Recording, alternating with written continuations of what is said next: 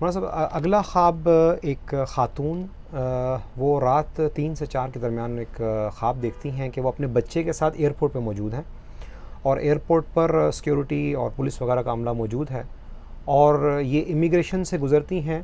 اور یہ امیگریشن پاس کر لیتی ہیں، لیکن دیکھتی ہیں کہ ان کے بچے کو پیچھے پولیس والوں نے روک لیا ہے۔ تو یہ واپس آتی ہیں اور ان سے تکرار کرتی ہیں، جھگڑے کی صورتحال نہیں ہے لیکن یہ ان سے پوچھ رہی ہیں کہ میرے بچے کو کیوں پکڑا ہے، اور جو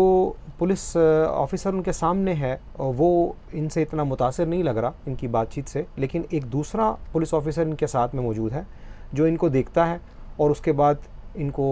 جانے کی اجازت دیتا ہے اور ان کو پاسپورٹ دے دیتا ہے، اور پھر یہ اپنے آپ کو جہاز میں جاتا دیکھتی ہیں۔ وہ پوچھ رہی ہیں کہ اس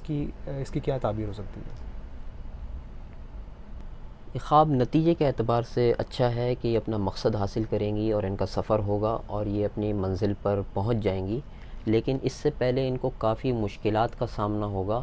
اور ان مشکلات سے ان کو گزرنا پڑے گا۔ دعا کرتے ہیں کہ اللہ پاک جو ہے ان کی مشکلات کو دور کرے، آمین آسانی کا معاملہ کرے، آمین۔ اور کچھ استغفار وغیرہ کریں، کچھ تلاوت کلام پاک کی کثرت کریں،